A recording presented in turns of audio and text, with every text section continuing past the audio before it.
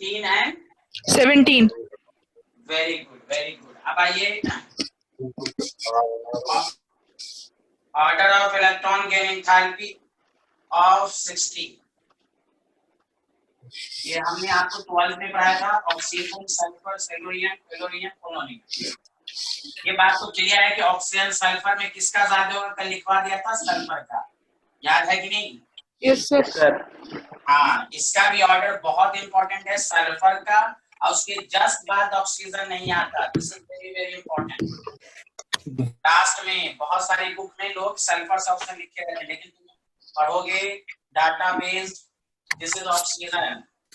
Oxygen सबसे last में। Chlorine, chlorine में क्लोरीन का ज्यादा, उसके जस्ट बाद क्लोरीन आता है, लेकिन ग्रुप 16 के ऑर्डर में सबसे कम नेगेटिव वैल्यू जो होती है वो ऑक्सीजन की होती है। तो this is very very important.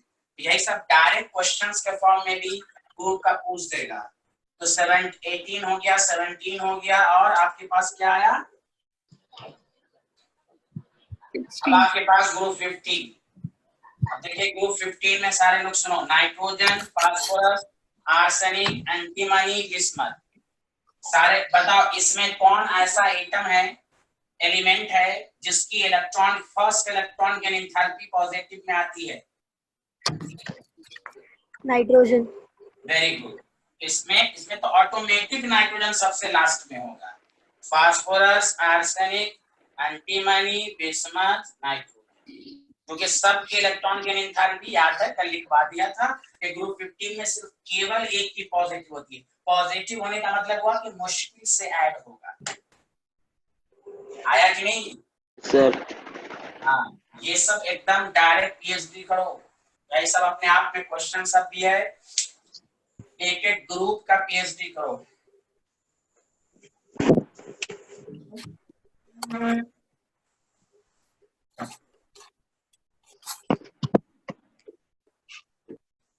हाँ, साफ साफ दिख रहा है? Yes sir.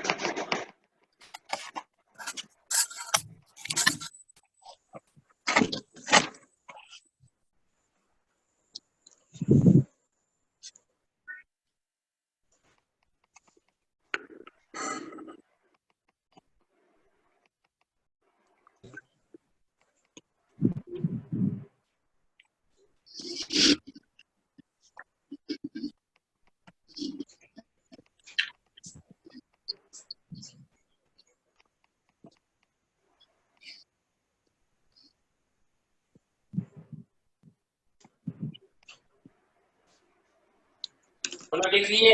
Yes sir. Yes sir. हाँ,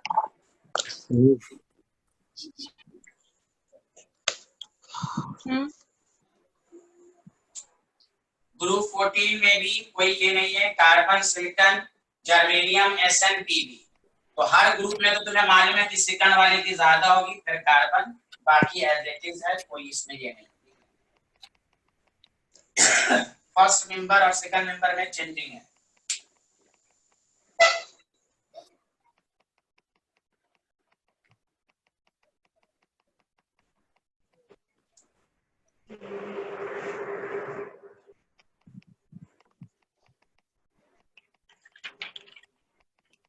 हो गया सर। लिख लिया? जी सर। चलो एक क्वेश्चन मैं दे रहा हूँ, आप बताइएगा आप लोग।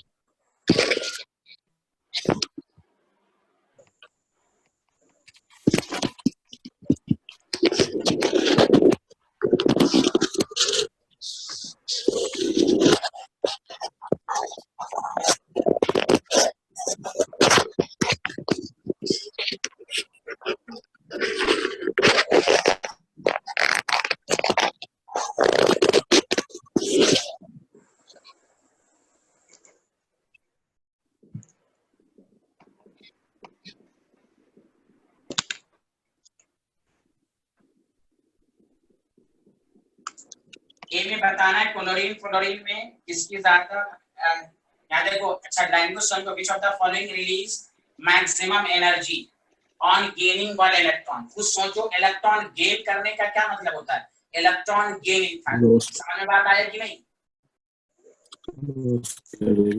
तलहा आवाज आ रही है? Yes sir. तो which of the following release maximum energy on gaining one electron? One electron को गेन करने में किसमें एनर्जी ज्यादा रिलीज होगी? मतलब यहाँ पर इलेक्ट्रॉन गेन एंथैल्पी का नाम नहीं लिखा है, लेकिन बेसिकली ये इलेक्ट्रॉन गेन एंथैल्पी की बात हो रही है। सल्फर, ऑक्सीजन, सी, लिथियम, सोडियम। हर के सामने आंसर दो। ईच पेयर में इसमें किसकी एनर्जी रिलीज होगी? सल्फर ऑक्सीजन में, लिथियम सोडियम में। चलो, आसान क्वेश्चन दिया मैंने। उरूज आवाज नहीं आ रही है क्या? आ रही है सर, आ रही है सर आवाज? हाँ हाँ ठीक है आ रही है। ओके ठीक।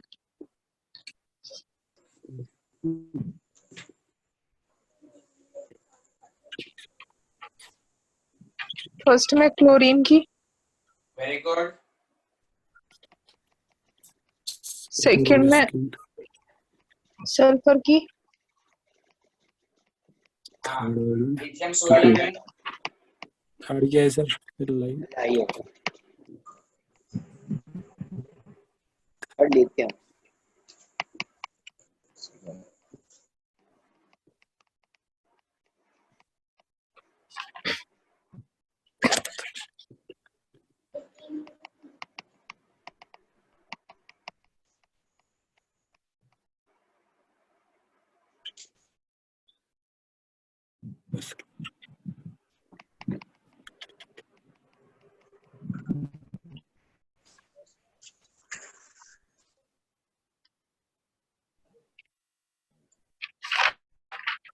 बोल ही नहीं रहे भाई।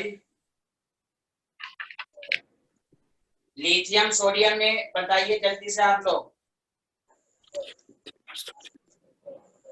ताला बताओ ना, लिथियम सोडियम में। लिथियम। हाँ तो बस, यहाँ क्लोरीन, यहाँ सल्फर, यहाँ लिथियम। क्योंकि लिथियम टॉप पे होता है, साइज छोटा, इलेक्ट्रॉन जल्दी से गेन करेगा। हर सेकंड मेंबर की फर्स्ट से ज्यादा सिर्फ पी ब्लॉक में होता है। ये एस ब्लॉक एलिमेंट है, कंफ्यूज मत होना। क्लियर है कि नहीं? जी तो क्वेश्चन लैंग्वेज अलग हो सकती है, जैसे यहाँ पर लैंग्वेज अलग है, लिखा हुआ है release maximum energy on gaining one electron.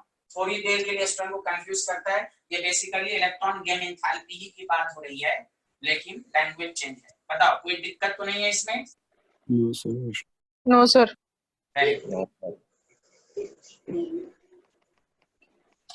एक लास्ट टॉपिक है, उसके बाद हम केमिकल बॉन्ड शुरू करेंगे।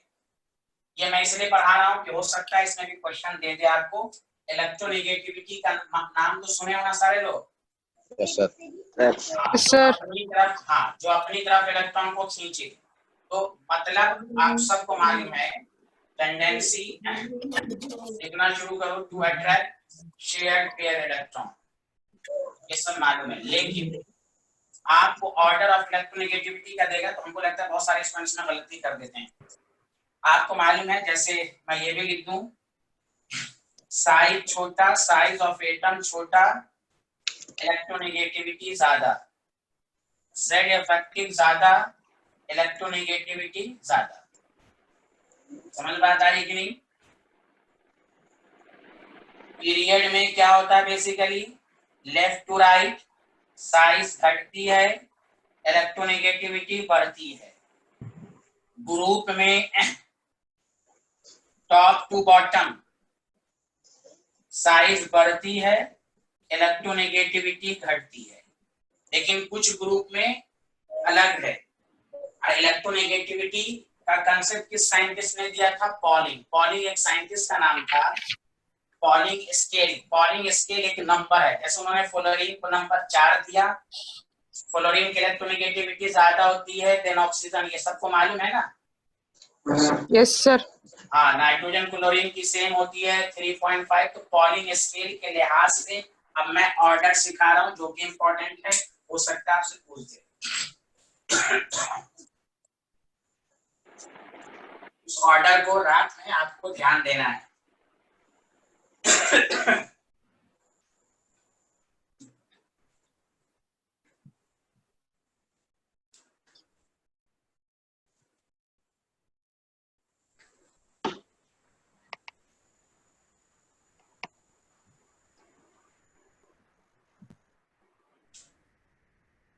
इलेक्ट्रोनेगेटिविटी ऑफ पी ब्लॉक, बस पी ब्लॉक में ध्यान देना, बाकी कहीं नहीं। इलेक्ट्रोनेगेटिविटी ऑफ पी ब्लॉक बताइए, मिटा दूं? Yes sir. चलिए समझिए अच्छे से। Yes sir. ग्रुप 13 में आइए। Boron, aluminium, gallium, indium, thallium. किसी को भी ऑर्डर पूछेगा ना, 99% स्टूडेंट गलती कर देते हैं, लेकिन जब आप एनसीईआरटी में टेबल देखिएगा, वैल्यू के बेसिस पर ऑर्डर अलग है। एक्सप्लेनेशन में पूछे पॉलिंग स्केल, क्योंकि ये एक्सपेरिमेंटल डाटा है, इसका कोई एक्सप्लेनेशन नहीं है, क्योंकि वैल्यू एक मैथमेटिकल टर्म से निकाली गई है। तो देखो, इसमें बोरॉन की इलेक्ट्रोनेगेटिविटी 2 होती है, एल्युमिनियम की 1.5, 1.6, 1.7, 1.8। वैल्यू याद नहीं रखनी है। बोरॉन के बाद थैलियम का नंबर है, फिर इंडियम है, फिर गैलियम है, फिर aluminium. Top to bottom decrease करना चाहिए, यहाँ से तो डिक्रीज कर रहा है, फिर देखिए यहाँ से क्या हो रहा है, इंक्रीज। अब लगातार इंक्रीज कर रहा है। इलेक्ट्रोनेगेटिविटी का ऑर्डर अगर पूछा जाए, बहुत सारे स्टूडेंट गलत कर देते हैं। हर 13, 14, 15, 16 सबका आपको लिख के दिखाया जाएगा। बताओ, सपोज कोई कहेगा ये किसके लिहाज से है, तो अकॉर्डिंग टू पॉलिंग स्केल, ये नंबर जो होता है ना, उस पॉलिंग स्केल ने कैलकुलेट करके दिया। क्लियर है कि नहीं? This is experimental value. बोलो, आया सबको समझ में? अरे कोई आवाज ही नहीं आ रही है सर। हाँ, अब देखो, एक मिनट सुनो। ग्रुप 14 में कौन कौन होता है? Carbon, silicon, germanium, SN, PB. Electronegativity में तो सिर्फ हमको वही वाला सारे स्टोन को याद रहता है, फ्लोरीन, ऑक्सीजन, नाइट्रोजन, फ्लोरीन वगैरह। ग्रुप का याद रखना जरूरी है। कार्बन की इलेक्ट्रोनेगेटिविटी की वैल्यू 2.5, सिलिकॉन का 1.8, ये भी 1.8, ये भी 1.8, 1.9। देखिए, कार्बन के बाद पीबी, यही सब कंपटीशन में पूछता है। जर्मेनियम, यकीन ना हो एनसीईआरटी उठाइए, टेबल देखिए, ओम नमः शिवाय हो जाएगा। कार्बन के बाद पीबी। बोलो, आया according to Pauling scale? Any problem? Yes sir. हाँ, तो इलेक्ट्रोनेगेटिविटी में सिर्फ फ्लोरीन, ब्रोमीन, आयोडीन करने से पता नहीं होगा। कंपटीशन में यही सब क्वेश्चन, इलेक्ट्रोनेगेटिविटी का ऑर्डर बताइए, ये सब याद रखना है। इसी तरह का 4 ऑप्शन देगा, देखिए जल्दी से।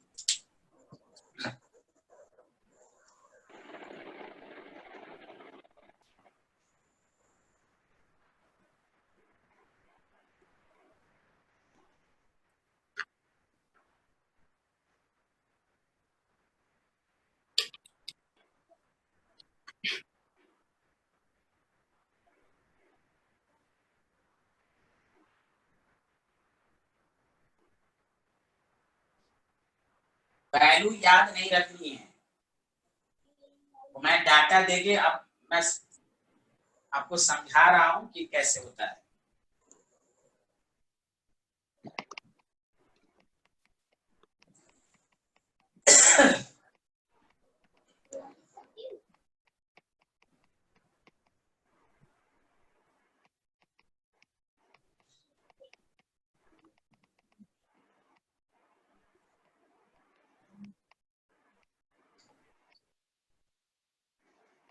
अनीशा, सर। आपको आ रहा है भाई कुछ?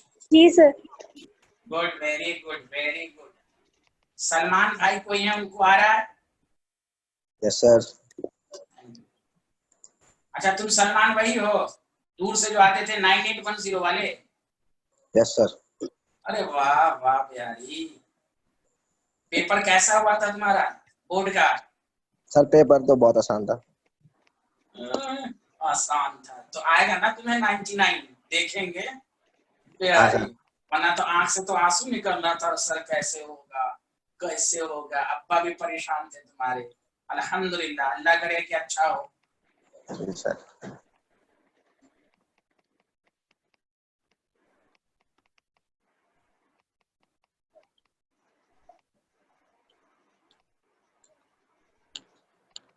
मुझे उम्मीद है कि प्रीवियस क्लास से आपको साफ दिख रहा होगा आज के लेक्चर में बोर्ड और लिखावट। Yes sir. Yes sir. yes. Room में और कुछ दिखाई नहीं दे रहा होगा सिवाय आगे के पोर्शन को। Yes. तालाब पीछे का कुछ दिख रहा है, दीवार उवार आगे की दीवार के अलावा? नहीं सर, हाँ, वेरी गुड वेरी गुड। जुगाड़ अच्छा है सर। तो अच्छा घर है ना, अलीगढ़ में अच्छा घर लिया मैंने, अल्हम्दुलिल्लाह। पैसा और तुम दे दोगे तो और खरीदेंगे ना।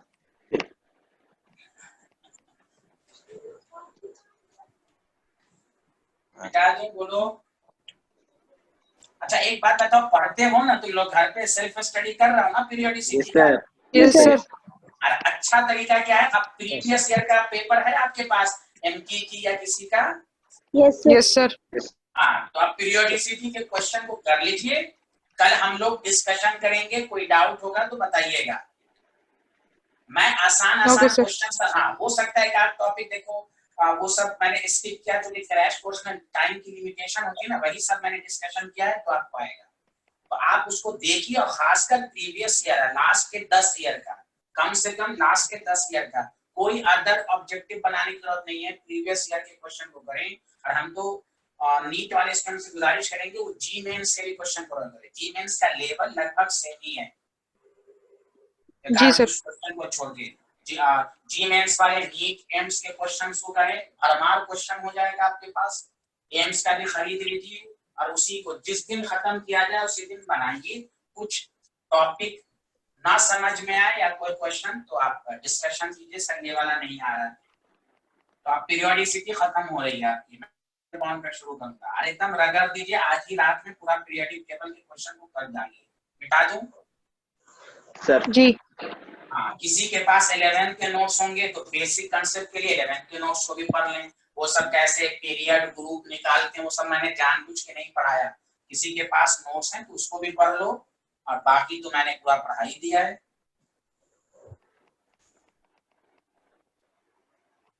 एफ ब्लॉक का इलेक्ट्रॉनिक कॉन्फ़िगरेशन कैसे लिखते हैं वो सब तो मैंने आपको सिखा ही दिया था। n-2f 1 से 14, n-1d07, ये तो 12th में बताया था, 11th में भी आपको बताया गया होगा, देख लीजिएगा। मिटा दूं ना? Yes sir. हाँ, अब आइए देखिए, ये हुआ 13 14। अब फिर उसके बाद एक दो बात मैं और बताऊंगा, मैं जस्ट खत्म कर देता हूँ। आपको ग्रुप 13 ग्रुप 14 हो गया, ग्रुप 15 पर आइए। ग्रुप 15 में ज्यादा नहीं है, nitrogen, phosphorus, arsenic, antimony, bismuth, कुछ नहीं है। आपको नाइट्रोजन के इलेक्ट्रोनेगेटिव 3 है, 2.1 है, 2 है, लेकिन बस ये है इसका 1.99 सेम है। मतलब ये तो है टॉप टू बॉटम डिक्रीज तो कर रहा है, लेकिन सॉरी नाइट्रोजन ऑर्डर देख लीजिएगा, ऑर्डर इस तरह मैंने लगाया है ना सब में। Yes sir. हाँ, और बस एसडी और बिस्मथ का सेम है, समझा कि नहीं? बस यही लास्ट में याद रखना है। 16 में ज्यादा चेंजिंग नहीं है। Oxygen, sulphur, selenium, tellurium, polonium. Oxygen के बाद सेलेनियम का नंबर आता, फिर सल्फर, बस टेलोरियम लिख लिख के समझ के कीजिए। ये सब कोई का ऐसा क्यों है? कहिए no concept, only Pauling scale, value, experimental data, value के बेसिस पर है। तो इलेक्ट्रोनेगेटिविटी का ऑर्डर भी अगर पूछा जाए तो बहुत सारे स्टूडेंट गलत कर देते हैं, जो मैंने रटा रहता है टॉप टू बॉटम इंक्रीजेस। उस क्वेश्चन का आंसर आपको इस तरह दे देगा, 4 ऑप्शन दे देगा। चलिए, तो this is all about the periodic table. कुछ बेसिक कांसेप्ट के लिए आपको 11th, हम उम्मीद है कि नीट में ज्यादातर बच्चे पढ़ चुके हैं मुझसे 11th, तो आप नोट्स को देख लें। 2 मिनट।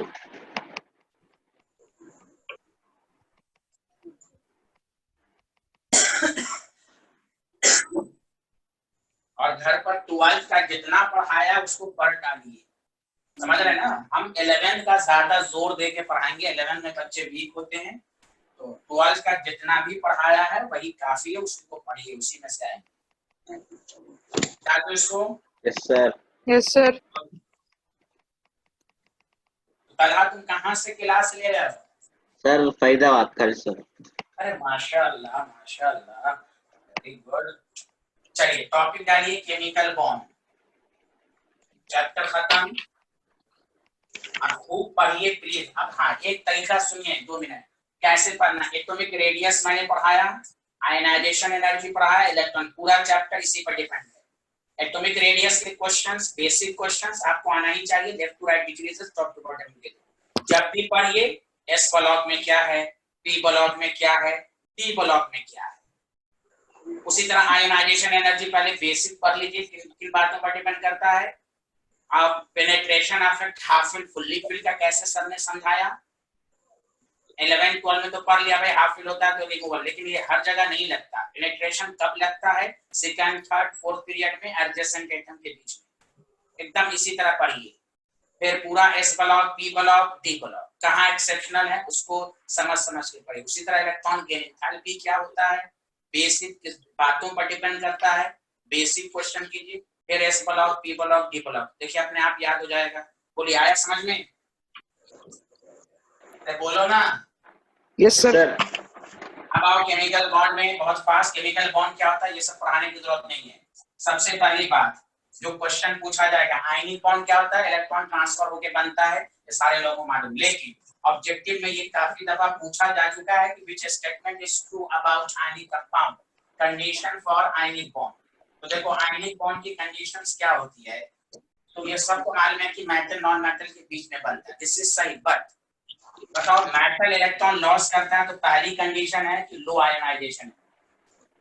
जितनी आयनाइजेशन एनर्जी कम होगा वो मेटल मोर रिएक्टिव होगा, मेटल मोर रिएक्टिव होगा तो स्ट्रॉन्गर बॉन्ड बनाएगा। तो कोई भी आपसे पूछे आयनिक बॉन्ड बनाने की कंडीशन, पहली कंडीशन लो आयनाइजेशन एनर्जी, मतलब वही ये मेटल की पहचान होती है। कौन सी मेटल? Reactive metal.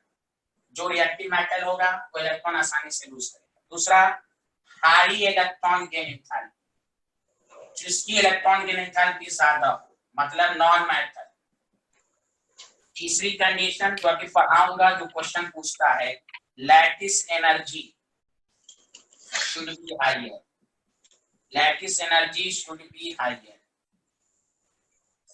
समझ बात आ रही है? What is the lattice energy, वो हम बात करेंगे। तो आयनिक बॉन्ड की कितनी कंडीशन हुई बनने की, बोलिए? तीन। इसी में देखिए मेटल नॉन मेटल आ गया।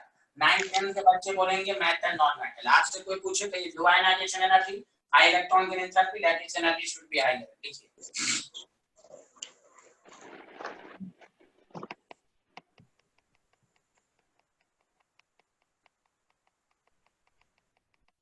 मैं 2 मिनट में आ रहा हूँ, आप इसको लिख के रखिए।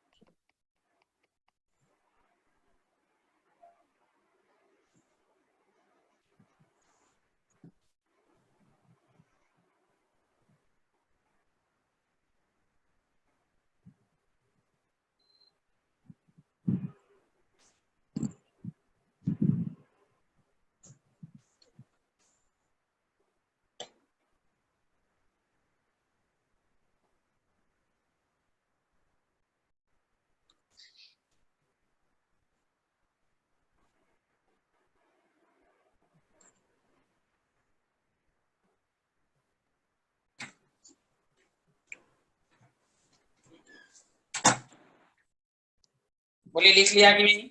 Yes sir. ठीक। टॉपिक डालिए कंसेप्ट ऑफ लैटिस एनर्जी।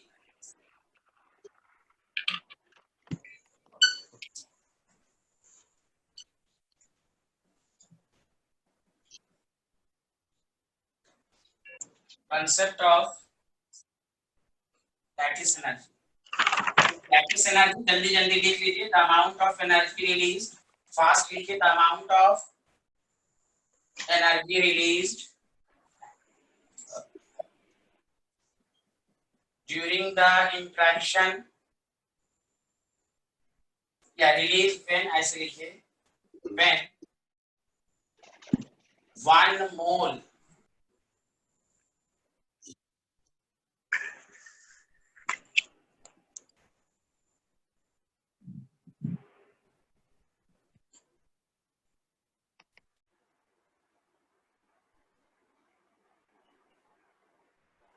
तो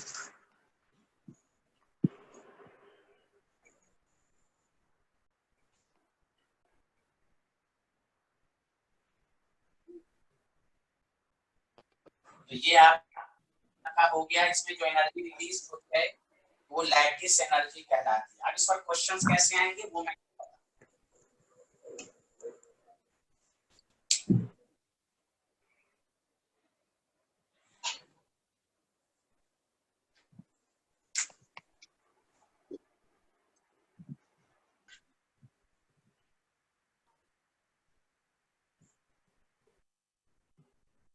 बोले लिख लिया आप लोगों ने? 1 मिनट सर। अच्छा, एक मिनट।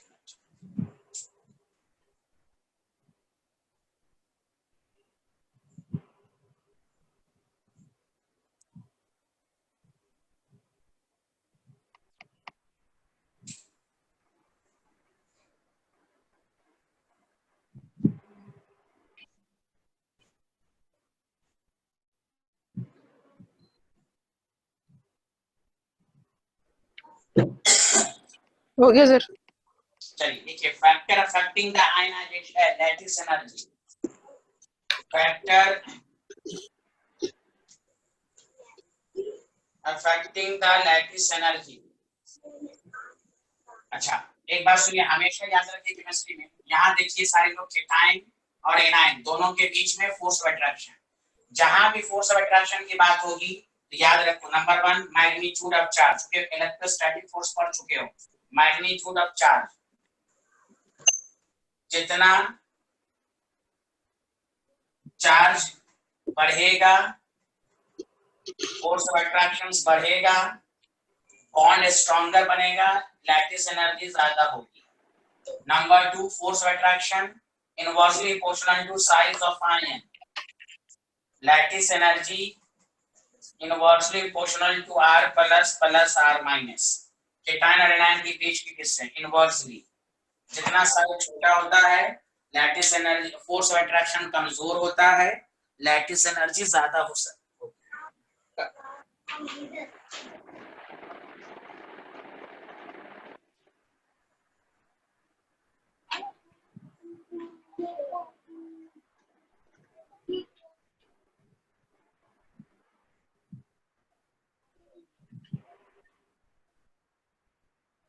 बोलिए, लिख लिया?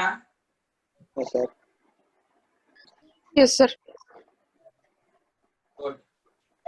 अब हम आपको क्वेश्चंस कराते हैं, ध्यान दीजिएगा। Right the order of lattice energy. Right the order of lattice energy. Example first, A NiF, B NKF, C KF, D RBF।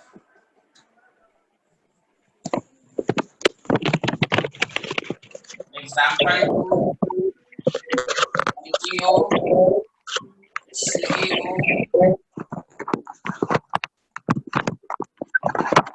D SRO,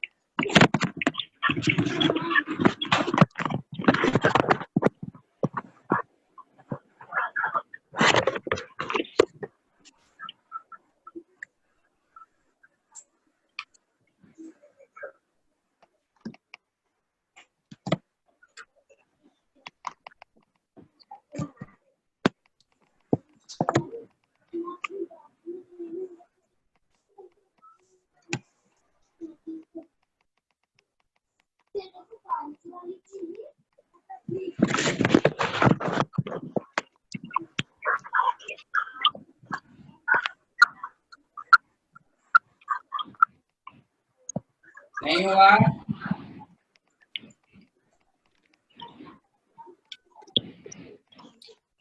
sir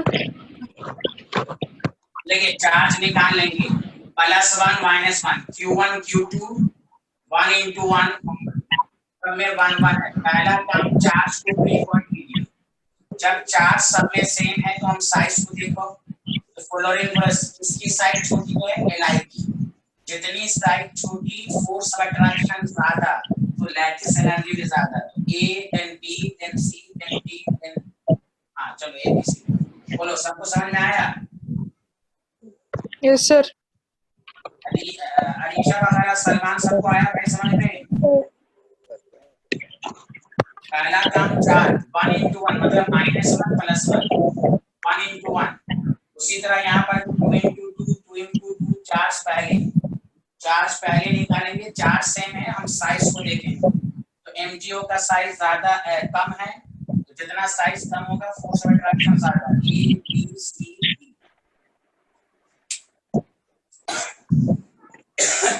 अरे तलहा आया समझ में? Yes sir.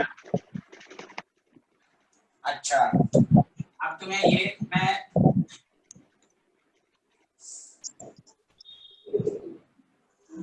CF2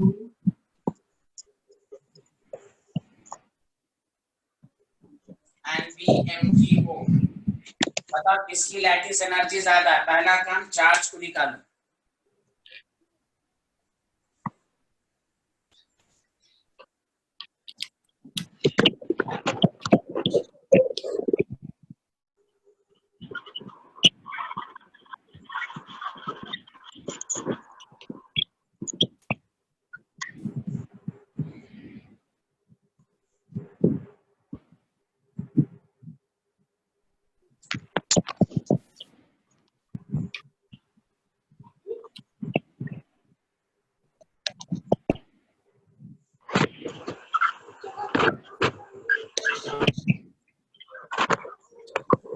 अच्छा इसमें चार्ज कैसे निकाले तुम लोग बोलो?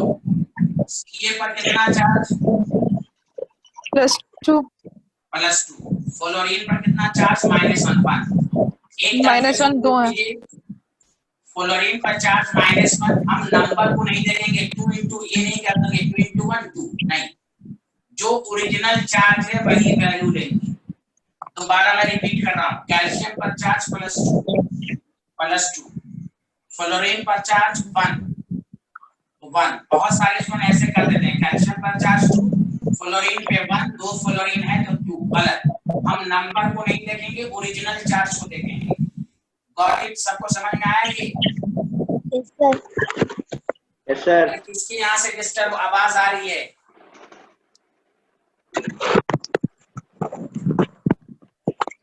क्लियर? यहाँ Q1 Q2 बताओ, 2 into 2 4, तो बताओ B की लैटिस एनर्जी A से ज्यादा होगी, कोई डाउट है?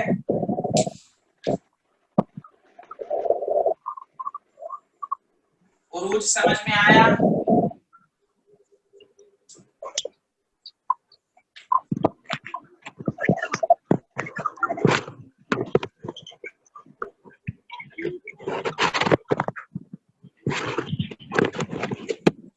ये कंसेप्ट सबको समझ में आया? Yes sir.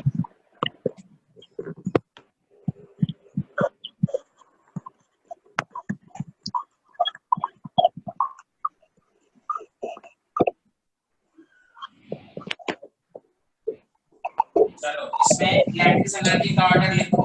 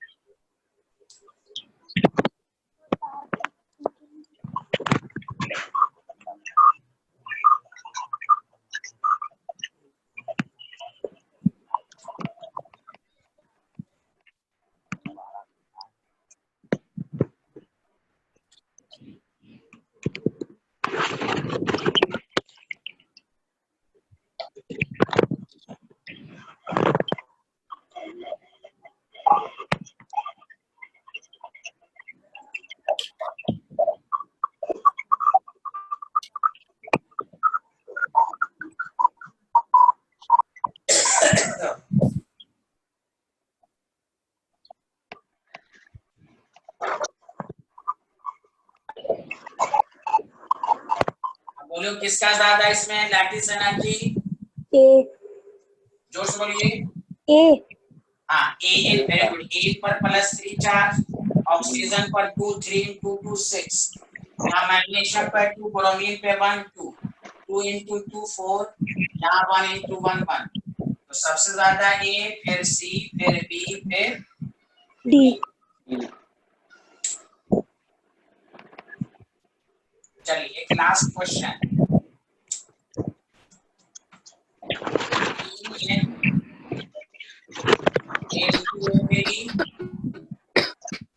CaS total of lattice energy।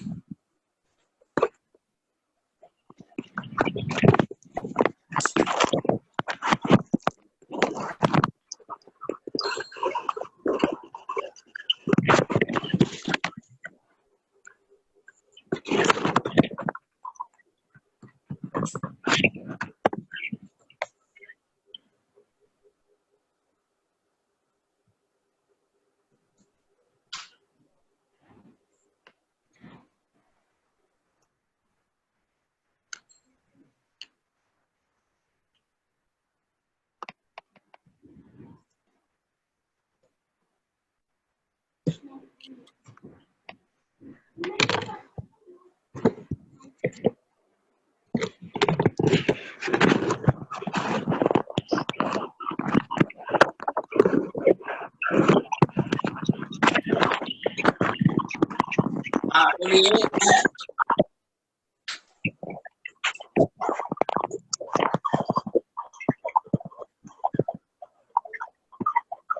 इसमें किसका ज्यादा लैटिस एनर्जी? ये अल्लाह बोलिए।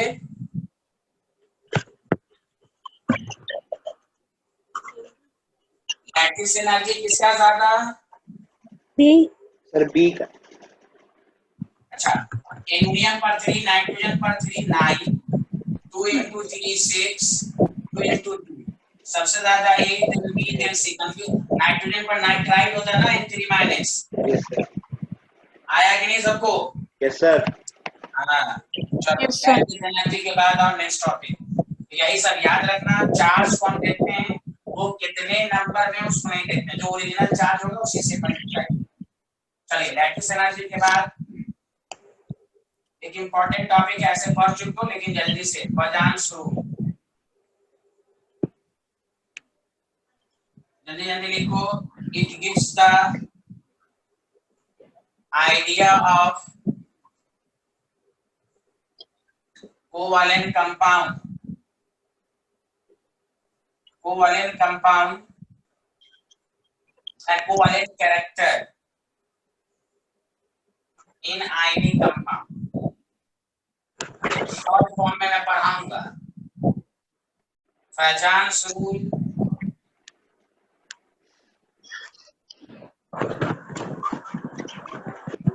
depends upon following factor।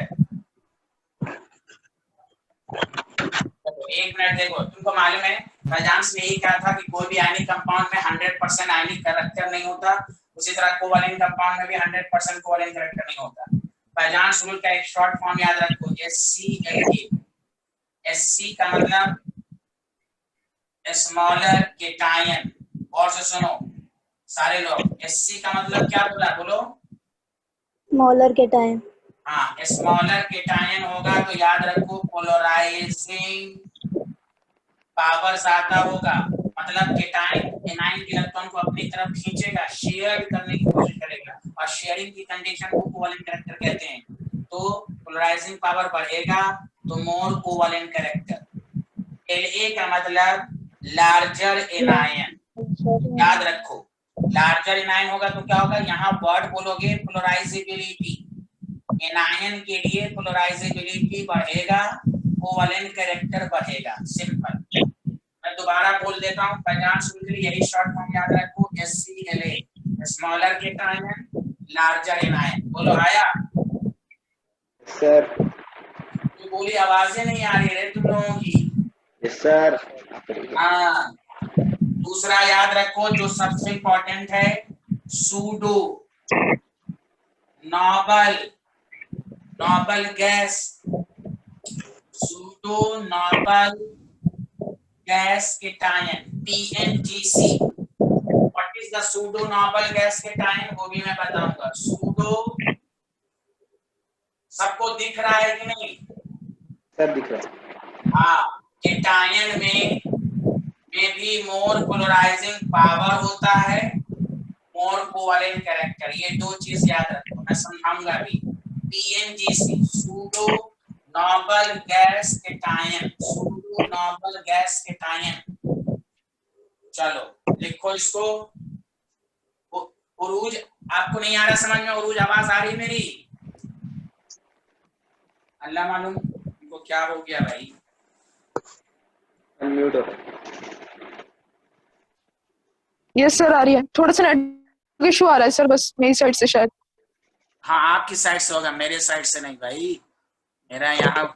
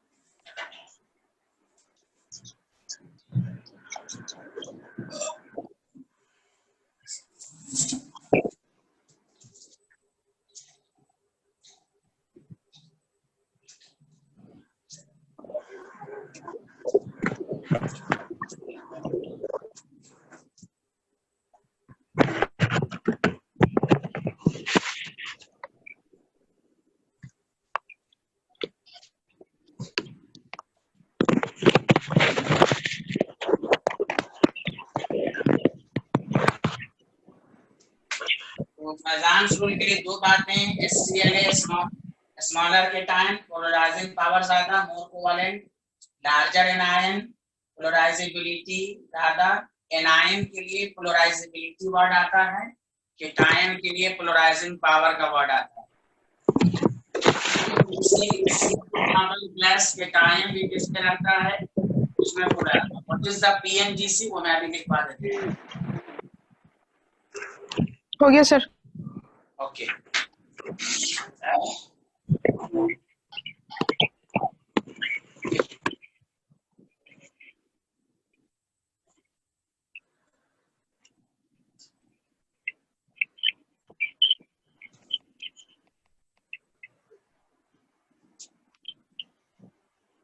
देखिए PNGC,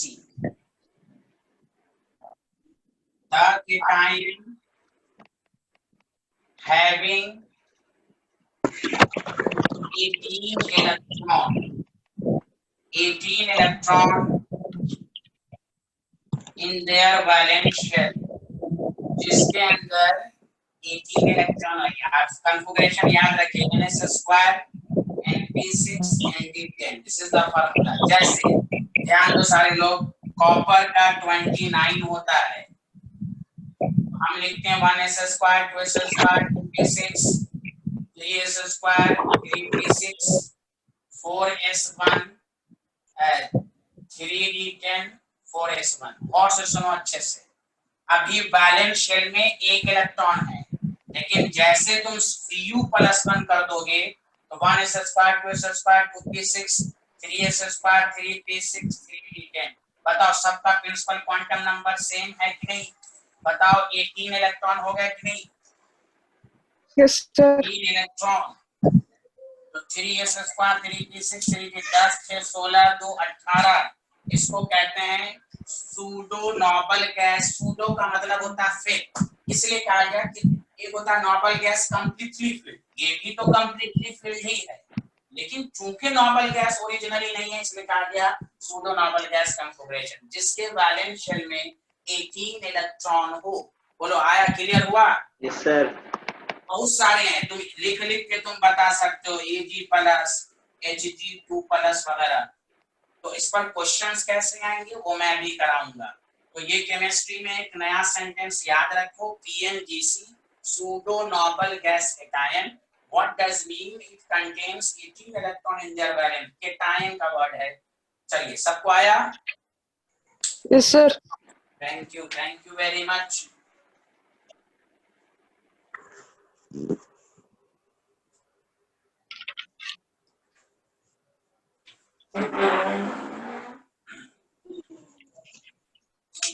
तलहा क्या मैं दिख रहा हूं तुम्हें? No sir. हाँ, very good.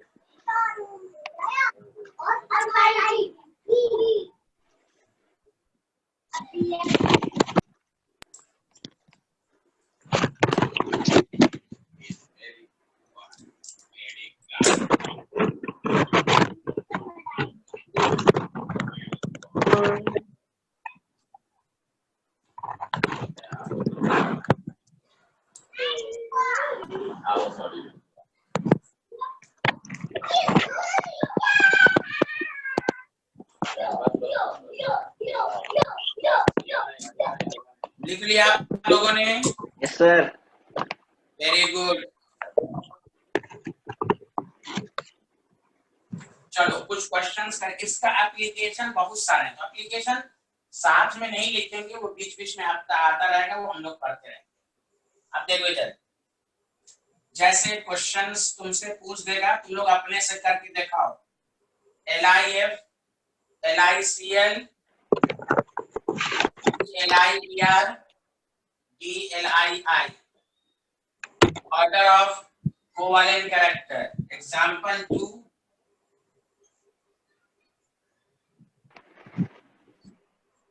LICL, NaCl, KCl, DRBCl. Order of covalent character. Example 3, PbCl2, PbCl4. सब में ऑर्डर ऑफ कोवैलेंट कैरेक्टर देखना है। NaCl, PCuCl.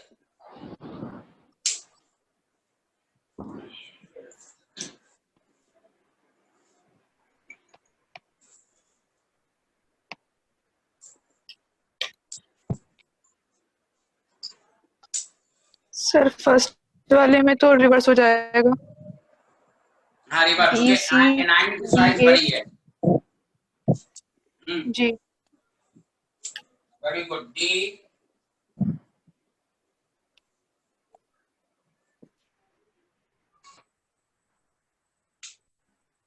सर सेकंड वाले में एज इट इज है, एनाइन की साइज छोटी। एनाइन है तो केटाइन को देखेंगे Li प्लस Na प्लस, जितना साइज छोटा होगा केटाइन का क्लोराइजिंग पावर ज्यादा, तो कोवैलेंट कैरेक्टर ज्यादा। क्लियर है? सेकंड एग्जांपल समझ में आया सबको? Sir. Yes sir. Very good.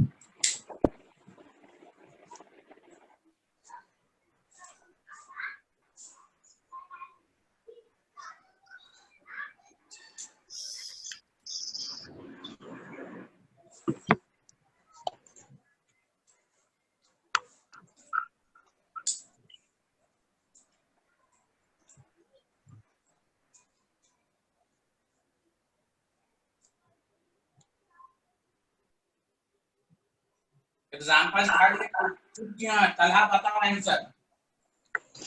DA। ये हाँ, अब देखो यहाँ पर सब कुछ सेम है, तो ऑक्सीडेशन स्टेट +2 +4। तुम पढ़ चुके पीरियोडिसिटी में, पॉजिटिव चार्ज बढ़ता है तो साइज छोटा होता है, तो Pb+4 का साइज छोटा, क्लोराइजिंग पावर ज्यादा, तो B में कोवैलेंट कैरेक्टर ज्यादा। आया समझ में? सर। Yes sir. अब देखो यहाँ NaCl, CuCl, इसका एक्सप्लेनेशन PNGC से। क्यों?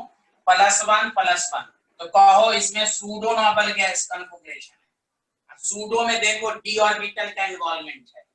पुअर शील्डिंग इफेक्ट, तो इफेक्टिव न्यूक्लियर चार्ज ज्यादा, मोर पोलराइजिंग पावर, साइज छोटा। इसलिए याद रखिएगा जिसमें PNGC होगा वो अल्कली मेटल और अल्कलाइन अर्थ मेटल से कोवैलेंट कैरेक्टर ज्यादा रखेगा, जबकि दोनों आयनिक कंपाउंड है, लेकिन CuCl में मोर कोवैलेंट कैरेक्टर है, इसलिए PNGC का कांसेप्ट पढ़ाया गया। बोलो आया सबको समझ में? Yes sir. PNGC लिख लीजिएगा।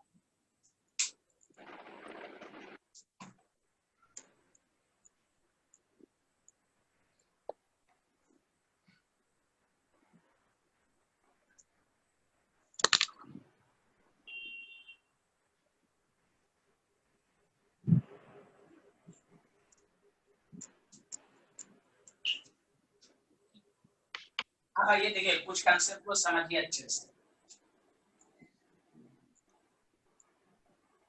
अच्छा, टॉपिक डालिए एप्लीकेशन ऑफ अजान्स रूल। लिखिए क्या क्या क्वेश्चन आ सकता है। Fajans rule, application of Fajans rule.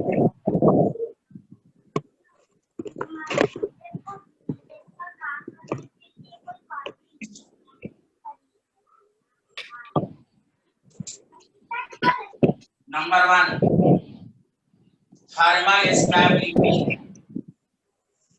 Of compound. देखिए पहली चीज क्या बताता था अजान्स रूल, बोलिए। Thermal stability of compound. है क्या बोला? Thermal application of stability of Fajans rule में कंपाउंड। पहला क्या नेटवर्क है? इशू है। आवाज नहीं आ रही आप लोगों थर्मल की। पहला क्या स्टेबिलिटी। लिखा मैंने? Thermal stability. हाँ, थर्मल हेलो। स्टेबिलिटी के बाद। हाँ, अब देखिए इस पर बहुत सारे क्वेश्चन है, खासकर पी वर्क केमिकल बॉन्ड में बहुत सारे पी ब्लॉक एस ब्लॉक के भी क्वेश्चन सॉल्व होगा। तो देखिए केमिस्ट्री में थर्मल स्टेबिलिटी के लिए क्या क्या चीज को देखते हैं, ध्यान दें। तो जब भी थर्मल स्टेबिलिटी का क्वेश्चन हो तो आप ये नहीं कि खटाक से पदार्थ लगा देंगे। थर्मल स्टेबिलिटी के लिए आप पहले चेक करेंगे कि वो कोवैलेंट कंपाउंड है कि नहीं। ये नहीं कि पोलराइजिंग पावर वगैरह नहीं। मेटल नॉन मेटल के बीच में आयनिक, नॉन मेटल के पहले देख लेंगे कोवैलेंट है कि। अगर कोवैलेंट कंपाउंड है तो कोवैलेंट कंपाउंड में thermal stability directly proportional to bond energy. जिसका बॉन्ड एनर्जी ज्यादा तो वो मोर स्ट्रॉन्गर होगा, वो मोर स्टेबल होगा। लेकिन आयनिक कंपाउंड में अगर है तो देखिए इसमें बहुत सारे बातें हैं। आयनिक कंपाउंड में फर्दर दो बातें गौर से सुनिएगा। सिंगल मोनो एटॉमिक एनायन है, या समझिए कि मोनो एटॉमिक एनायन का मतलब होता है जिसमें एक ही एटम हो। जैसे F-, Cl-, Br-, O2-, N3-, S2-, ये सब एक ही एनायन सिंगल एटम है। और एक है poly atomic anion. Poly atomic anion का मतलब बहुत सारे, जैसे कार्बोनेट, बाइकार्बोनेट, एस ब्लॉक में देखिएगा बहुत सारा इसी पर क्वेश्चन है। नाइट्रेट, नाइट्राइट, समझा कि नहीं, सल्फेट वगैरह वगैरह। बोलिए आया समझ में कि नहीं आया? बोलिए सर। हाँ, अब इसका कैसे, इसलिए पहचान कब लगाना है अभी तक नहीं आया। तो देखिए जब भी थर्मल स्टेबिलिटी का क्वेश्चन अपने माइंड में दो बातें, कोवैलेंट है कि आयनिक है। कोवैलेंट है तो बॉन्ड एनर्जी को देखेंगे, आयनिक है तो दो बातें जिस पर अभी क्वेश्चंस कराएंगे। लिखिए जल्दी से।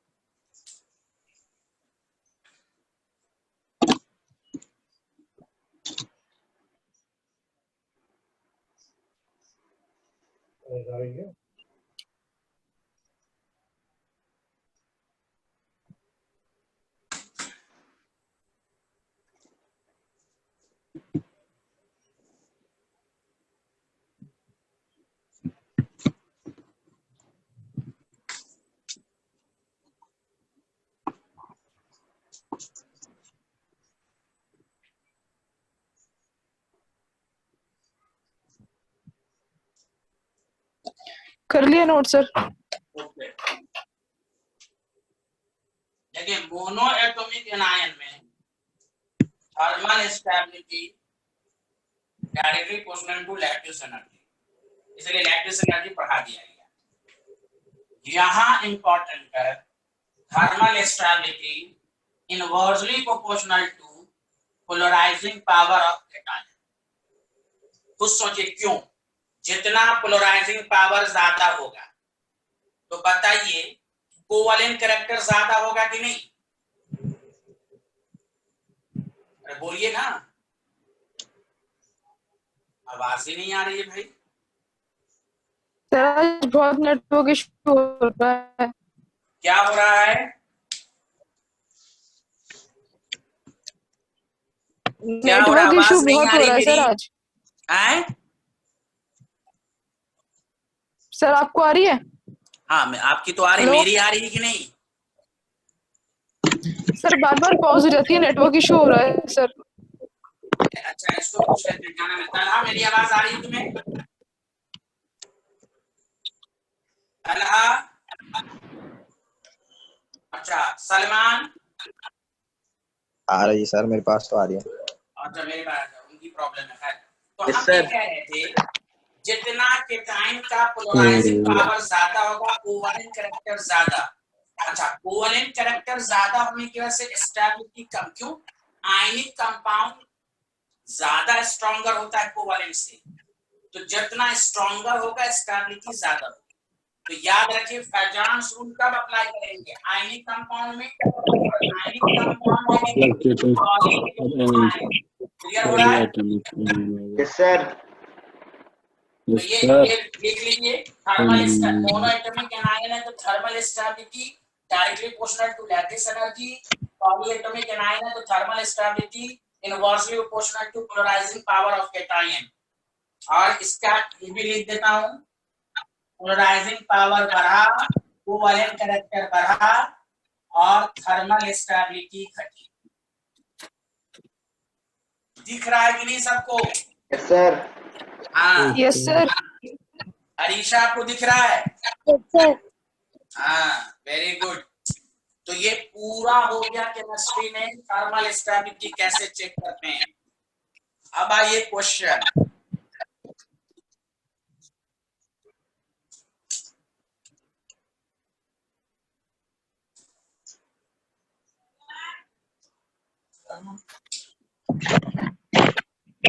हो गया हो गया।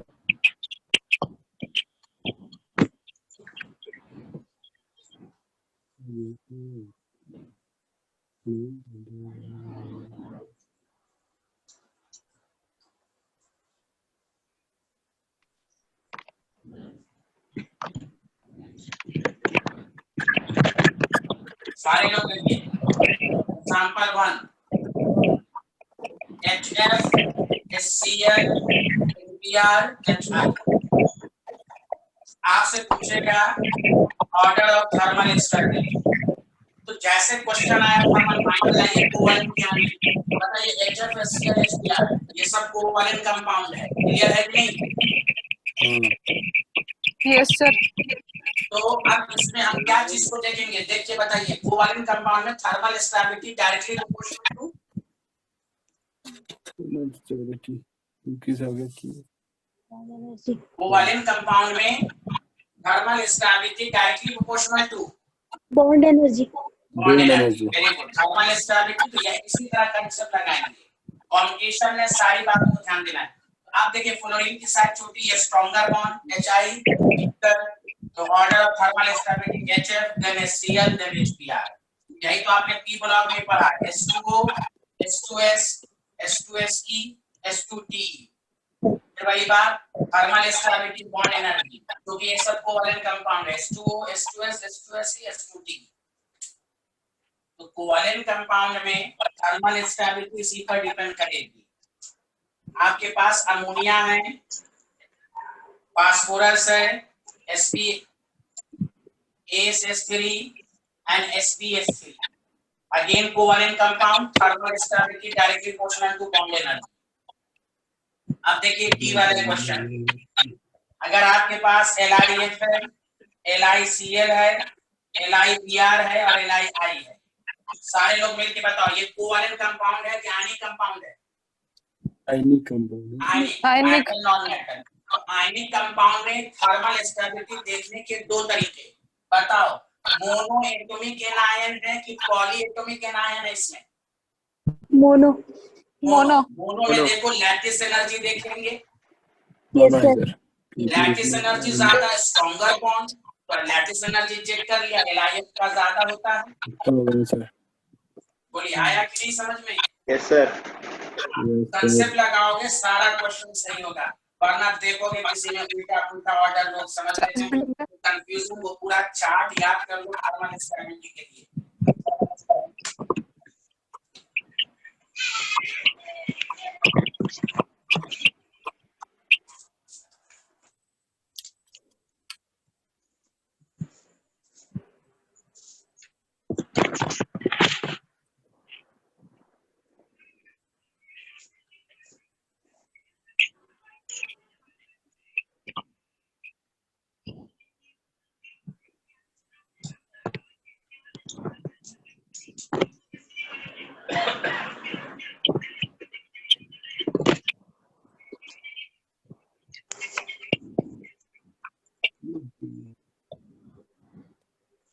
लिख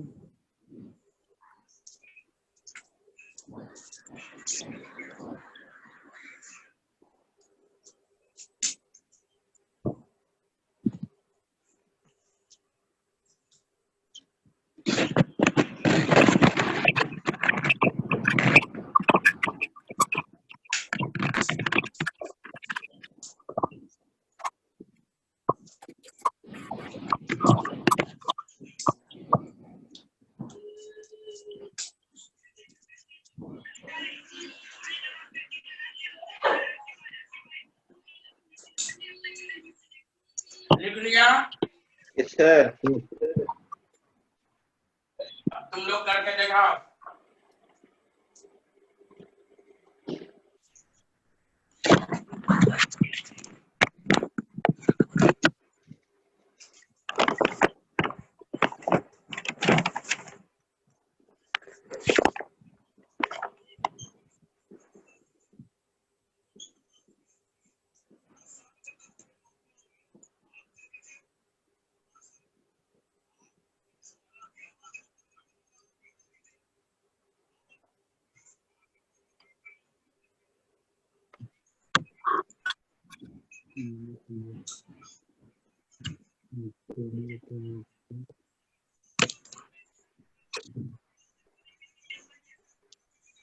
order of thermal stability.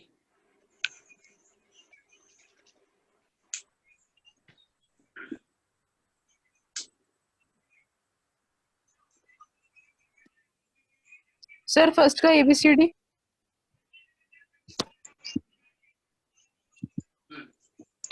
ABCD okay ठीक है, चेक कर लेते हैं। ABC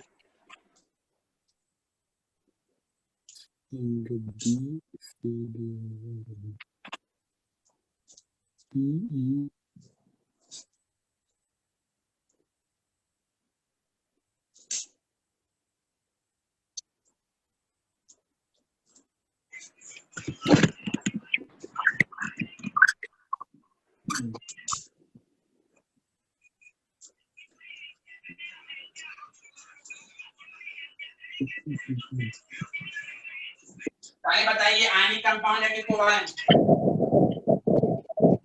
ionic compound sir. पहले बताइए आयनिक आयनिक है है कि सर। कोवलेंट? आयनिक आयनिक आयनिक आयनिक। हाँ, कीटायन एनायन, कीटायन एनायन। आयनिक कंपाउंड में थर्मल स्टेबिलिटी देखने के दो तरीके। पहले बताइए एनायन पॉलीएटॉमिक है कि मोनोएटॉमिक है? पॉलीएटॉमिक। पॉलीएटॉमिक। पॉलीएटॉमिक। तो हम फैजान को लगाएंगे, तो इसमें पोलराइजिंग पावर Li प्लस का ज्यादा। Yes sir. तो मोर कोवलेंट करैक्टर, थर्मल स्टेबिलिटी कम, क्योंकि इसमें कोवलेंट का नेचर ज्यादा है तो कंपाउंड कमजोर है। आयनिक कंपाउंड ज्यादा तो मोर स्ट्रॉन्गर। तो थर्मल स्टेबिलिटी ए से ज्यादा बी, बी से ज्यादा सी, सी से ज्यादा डी। भाई हाल यहाँ पर भी ए से ज्यादा बी, बी से ज्यादा सी, सी से ज्यादा, क्योंकि बी का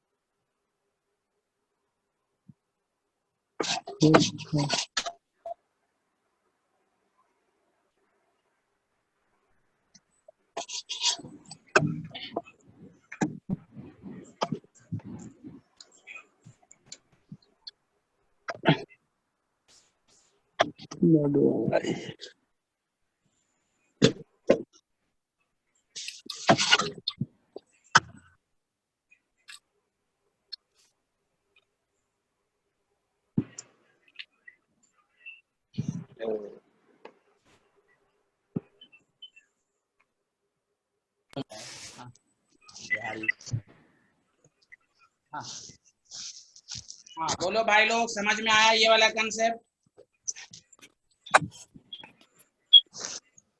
आगे बोलो ना। आगे। Yes sir. सर दिख रहा है ना? Yes sir.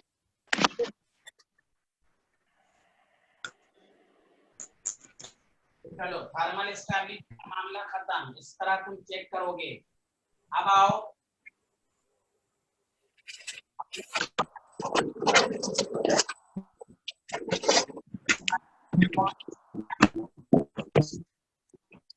Bond theory.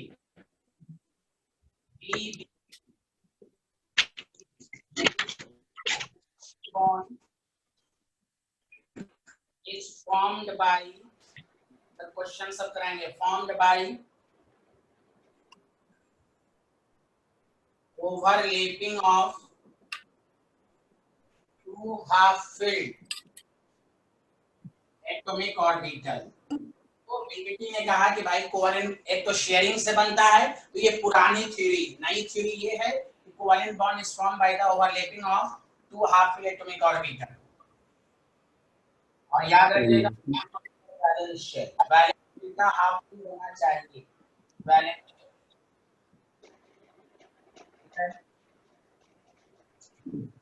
पर कहा गया greater the extent of overlapping, greater the extent of overlapping takes place, stronger bond, stronger covalent bond form। देखो स्ट्रॉन्गर कोवेलेंट बॉन्ड की पहली पहचान है ग्रेटर एक्सटेंट में होना चाहिए। दूसरा for effective overlapping, for effective overlapping there must be proper direction. आवाज आ रही है ना मेरी? Yes sir. There must be proper orientation या direction, proper orientation takes place between two atomic orbital।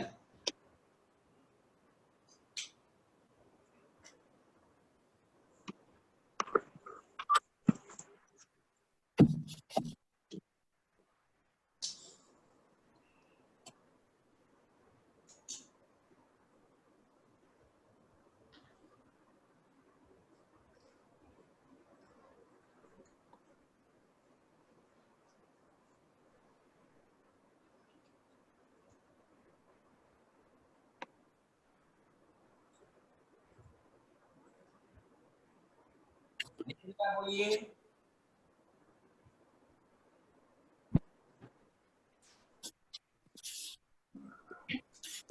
हो गया सर। सर हो गया।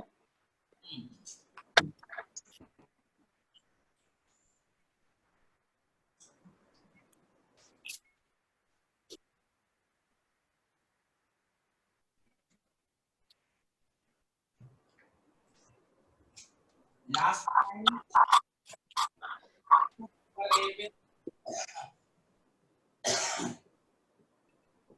two types of bonds are formed। Overlapping से दो तरह का बॉन्ड बनता है, ए सिग्मा बॉन्ड, दूसरा पाई बॉन्ड। सुना सारे हो? यस अरे कुछ तो बोलो। Yes sir. सारे लोग बताओ सिग्मा बॉन्ड कैसे बनता है, जल्दी जल्दी बोलो। सर पाई। है सिग्मा पाई का कंसेप्ट सिर्फ कोवेलेंट कंपाउंड में होता है, आयनिक में सिग्मा पाई का आई कंपाउंड होता है। मीन चलो कोई बात नहीं है। Sir head on overlapping. है? सर हेड ऑन ओवरलैपिंग से बनता है। Very good very good. चलो 3 रो जल्दी जल्दी बना लेते हैं हम लोग, 2 मिनट। प्रॉपर्टीज सब कुछ पढ़ना भी है, सिग्मा बॉन्ड और जल्दी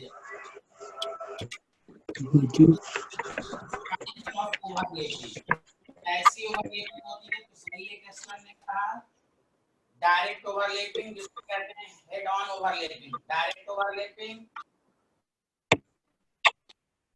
मतलब हेड ऑन ओवरलैपिंग, इसमें होता है lateral side.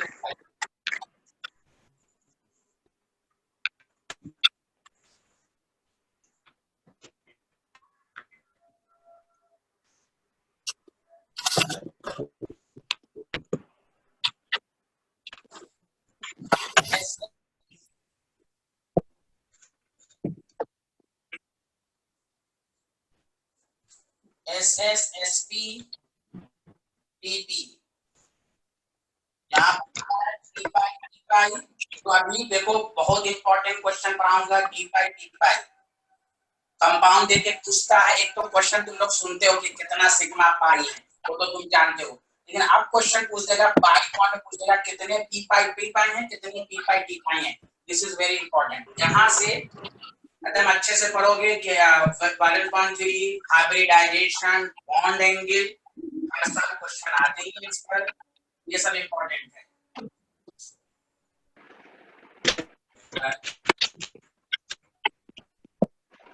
Strength of overlapping, तो तुम जानते हो सिग्मा बॉन्ड है स्ट्रॉन्गर, ये क्या है वीकर। रोटेशन, अच्छा तुम सारे लोग जानते हो ना सिग्मा स्ट्रॉन्गर होता है, तो rotation of atom is possible. जो ऑर्गेनिक में पढ़ते हो कन्फॉर्मेशनल, जहां चीज स्ट्रॉन्गर होती है ना उसको रोटेट कर सकते हैं। जैसे फिजिक्स में तुम पढ़ते हो ना रिजिड बॉडी में ही एक्सिस ऑफ रोटेशन होता है कि नहीं? Yes. बोलिए सर। हाँ, तो सिग्मा बॉन्ड में रोटेशन पॉसिबल है, पाई बॉन्ड में नॉट पॉसिबल।